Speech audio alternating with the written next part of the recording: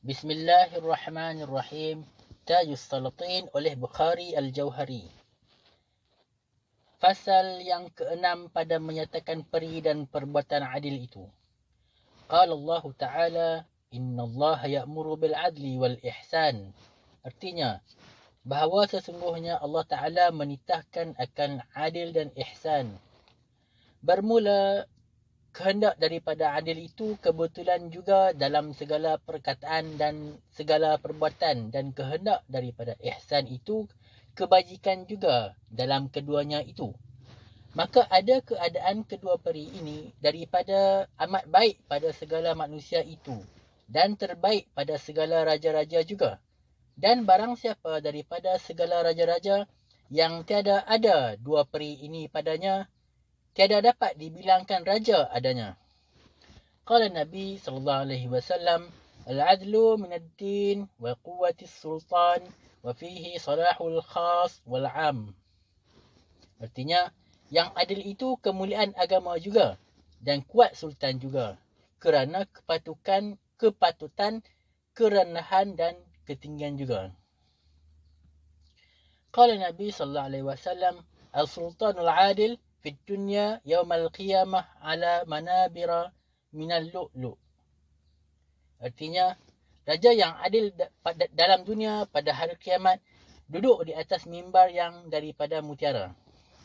Adapun Al-Fadl Ibn Abbas rahimahullah berkata, jikalau diperkenankan Allah Ta'ala doaku, maka aku sentiasa meminta doa yang khair akan segala raja-raja yang adil, kerana kebajikan dan kesejahteraan sekalian hamba Allah dan kesukaan dan sentosa segala manusia dalam dunia ini, daripada raja yang adil dan kesukaan segala manusia dan sentosa mereka itu dengan raja yang adil juga. Hikayat demikian diceritakan bahawa seseorang raja Islam dan saleh berniat akan pergi ke sebelah Ka'batullah kerana haji. Maka raja itu memanggil segala pendeta dan segala menteri dan membicarakan bicara haji. Maka segala pendeta dan segala menteri tiada dapat menyertai akan bicara itu yang raja meninggalkan kerajaan kerana haji itu, dan bahawa yang raja itu di dalam negeri adalah seperti nyawa di dalam tubuh adanya. Maka jika nyawa itu bercerai daripada tubuh itu, nescaya binasalah tubuh itu. Maka kata raja, kehendakku mendapatkan pahala haji itu, betapa beroleh dia. Maka segala pendeta berkata, dapat beroleh pahala haji di sini kerana ada seorang haji yang saleh dalam negeri ini yang beberapa tahun lamanya sudah duduk dalam negeri Makkah dan telah membawa pahala 60 haji dengan sempurna syaratnya. Hendaklah Syah Alam belikan pahala haji itu daripadanya. Maka raja pun pergi mendapatkan orang yang saleh itu dengan ikhlas hati dan hormat pada orang yang saleh itu. Maka kata orang yang saleh itu serta katanya, dapatkah engkau peroleh pahala satu haji daripadamu? Maka orang yang saleh berkata, hai raja, jangankan pahala suatu haji. Jikalau raja menghendak pahala 60 haji pun diperoleh raja jua adanya. Maka titah raja, berapa harga pahala suatu haji itu? Maka kata orang yang saleh itu, adapun akan harga pahala suatu haji itu, erti sekalian dunia ini harganya. Maka titah raja, dunia yang ada pada aku ini, kerajaanku inilah ada padaku. Maka sebagaimana gerangan aku sempat beli daripadamu pahala suatu haji juga. Maka kata orang yang saleh, hai raja, mudah jua padamu membeli pahala haji itu daripada aku. Maka titah raja, betapa mudahnya. Maka kata orang yang saleh itu, hai raja, jikalau datang seseorang hamba Allah yang teraniaya datang kepadamu, maka dengan manis mukamu dan suka kamu memerisai halnya itu dengan lembut manis, berkata-kata dengan dia dan melepaskan dia daripada orang yang zalim itu, dan hamba Allah yang mazlum itu pulang dengan suka hatinya, maka pahala 60 haji ini ku berikan kepadamu dengan suka hatiku, Dan dalam berniaga itu, akulah yang beroleh laba daripadamu dengan sebenarnya. Bermula Ahnaf Hakim berkata, seperti dunia dengan adil jadi ramai, maka ia dengan zalim binasalah, kerana adil itu daripada pihak dirinya. Dengan kemuliaan dan kebajikan perinya, menerangkan segala alam akan orang adil yang ada kelihatan sesuatu pada matanya, dan zalim daripada tempat dirinya. Dengan kehinaan dan kejahatan perinya, menyelamkan segala alam yang akan orang zalim yang tiada ada kelihatan sesuatu pun pada penglihatannya.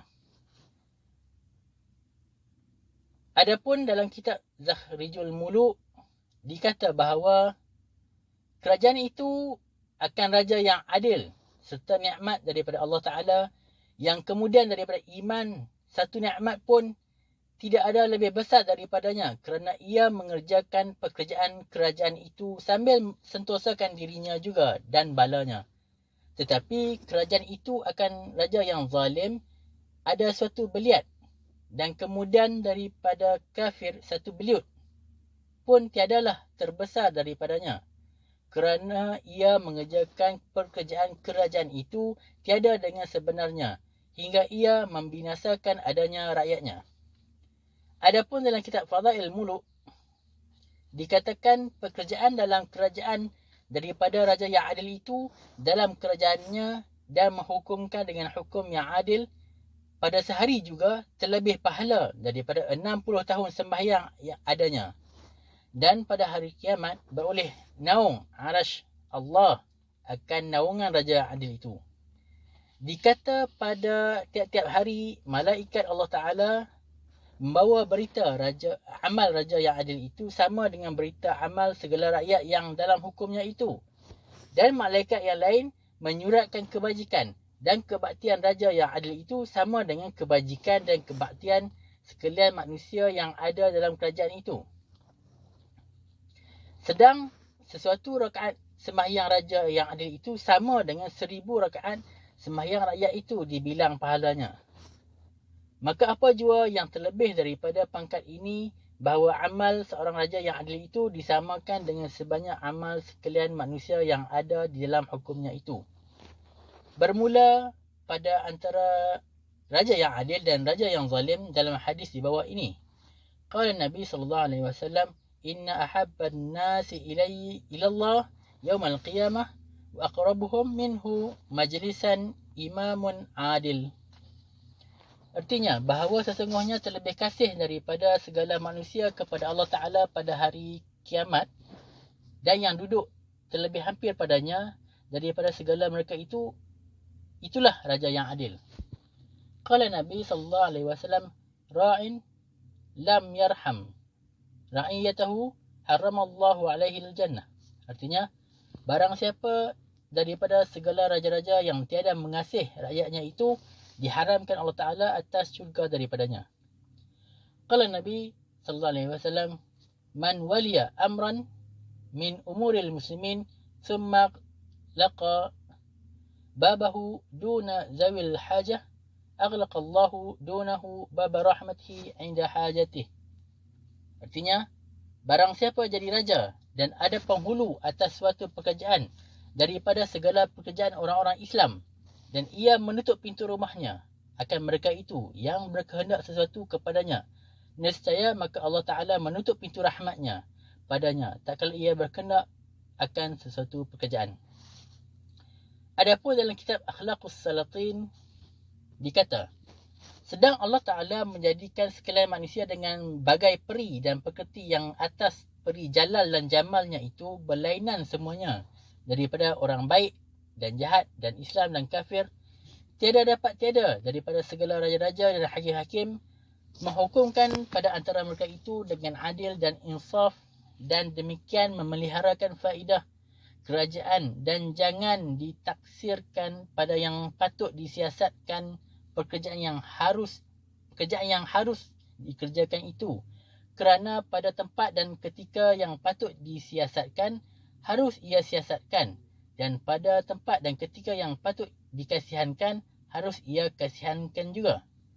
Dan dalam segala hal hendak ia jangan lalai daripada adil dan insaf, supaya orang yang berkuasa jangan menganiayai atas orang yang tiada berkuasa, dan orang yang besar jangan atas orang yang kecil.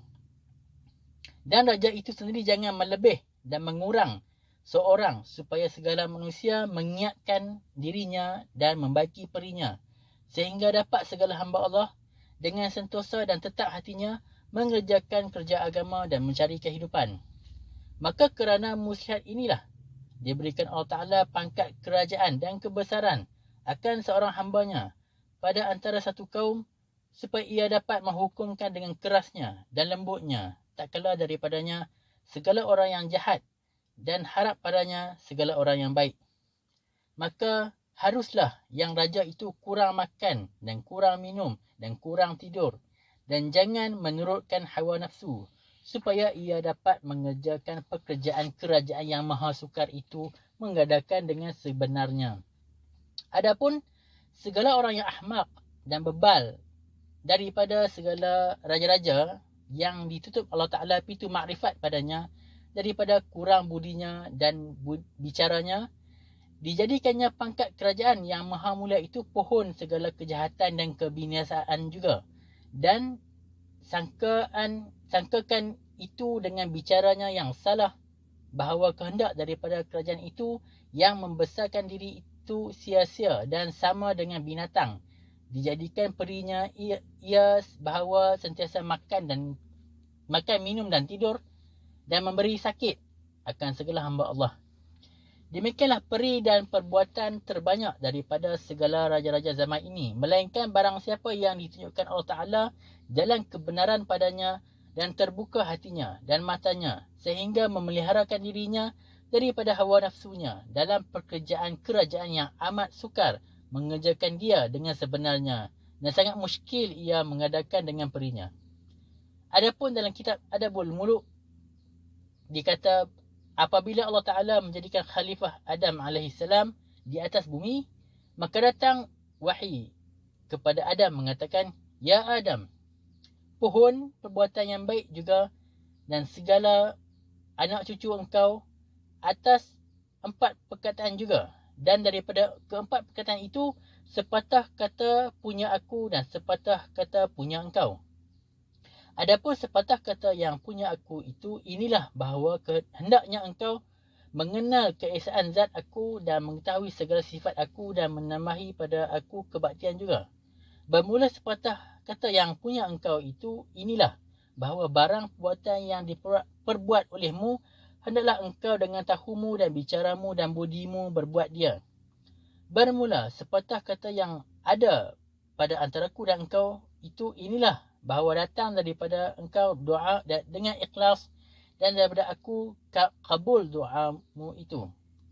Bermula sepatah kata yang ada pada antara engkau dan sekalian manusia itu inilah, bahawa hendaklah engkau menghukumkan pada antara segala orang itu dengan adil dan insaf.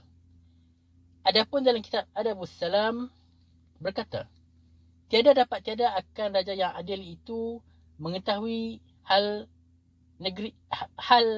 ehwal negerinya dan segala dan peri perbuatan sekalian menterinya dan hulu balangnya dan pekerjaan sekalian hambanya dan perketi sekalian rakyatnya.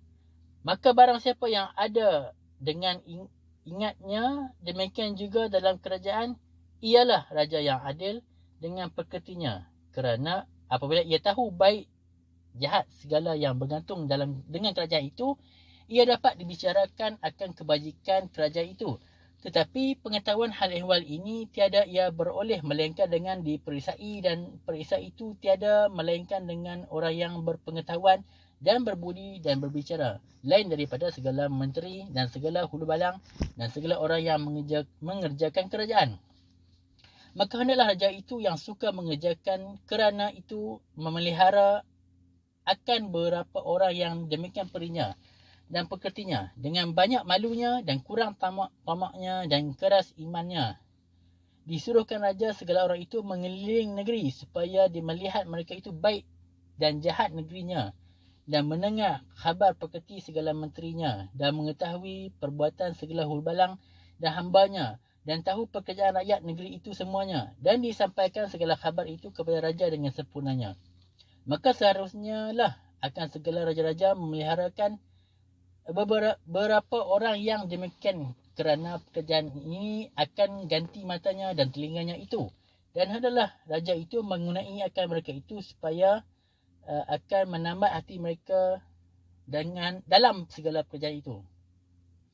Maka tiadalah terburu kepada raja segala ehwal negerinya, dan hanya kabar yang baik dan kabar yang jahat dalam kerajaan itu nyatalah padanya, kerana mata segala orang itulah mata raja, dan telinga segala orang itulah telinga raja. Maka raja melihat dengan mata orang itu ehwal segala negeri, dan mendengar dengan telinga orang itu khabar kerajaannya, sehingga maka ia tahu perintah segala orang yang di dalam hukumnya, dan suatu pun tiada memberi mudarat akan kerajaan itu. Daripada itu juga yang tiada sampai khabar segala ehwal negeri itu kepadanya. Bermula dalam kitab Adabul Muluk dikata 3 perkara yang menghilangkan kerajaan adanya. Pertama, daripada segala khabar kerajaan itu terbunyi daripada raja. Kedua, perkara daripada yang dibesarkan raja segala orang yang jahat asalnya dan kurang mangsanya. Ketiga, perkara jika segala pegawai raja menganiayai atas orang kebanyakan. Adapun akan perkara yang pertama, apabila terbunyi segala khabar daripada raja, maka raja itu tiada tahu dalam kerajaan itu siapa dan berapa orang yang kasih akan dia, dan siapa yang hendak berseteru dengan dia, dan berapa lagi orang yang berbuat bakti baginya, dan yang berderhaka padanya, dan lain sebagainya, yang tiada daripada pengetahuannya itu. Hatta demikianlah zahir akhirnya menjadi fitnah dan bencana yang kebinasaan negeri juga adanya itu. Bermula akan perkara kedua, apabila raja membesarkan segala orang yang jahat asalnya dan kurang mangsanya, maka mereka itu daripada hina budinya dan kurang bicaranya, dan banyak tamaknya kepadanya, tiada tahu menghormat segala orang yang mulia, melainkan ringankan juga segala orang yang besar-besar itu, dan hinakan segala orang yang berbangsa. Dan demikian juga daripada peri mereka itu dinyatakan kecelaan raja, sehingga hati segala rakyat bencilah akan perangai raja itu, dan mereka itu sukalah dengan barang daya upaya menjauhkan dirinya daripada raja itu. Maka adalah seperti sabda hakim itu, hilang daulat itu daripada perbesar segala orang yang hina. Zawalud daulah birtifa'is safalah. Artinya hilang daulat dengan sebab aniaya. Bermula akan perkara yang ketiga, apabila segala pegawai raja menganiayai atas orang kebanyakan, maka adalah serasa raja itu menganiayai atas mereka itu, kerana pada sangka segala orang yang banyak itu ada bahawa kejahatan itu daripada raja juga datangnya. Maka kuranglah hati segala rakyat pada bertanam-tanaman dan pada berhuma dan pada berniaga, sehingga daripada hal itu jadi kuranglah hasil raja. Dan apabila kuranglah hasil pemeliharaan pun kuranglah isinya, dan kuranglah belanja dan makanan akan segala hulu balang dan lashkar yang terlalu amat lemahlah hatinya daripada mengerjakan segala pekerjaan raja. Maka apabila sampai lawan dan seteru raja itu pada masa itu hendak menyerang negerinya, maka tiadalah banyak orang yang akan melawan seteru itu, dan rakyat berkurang hati yang setia dan bagainya juga, nescaya kalahlah jua raja adanya, dan hilanglah kerajaannya, dan serta dengan segala kemuliaannya daulatnya itu.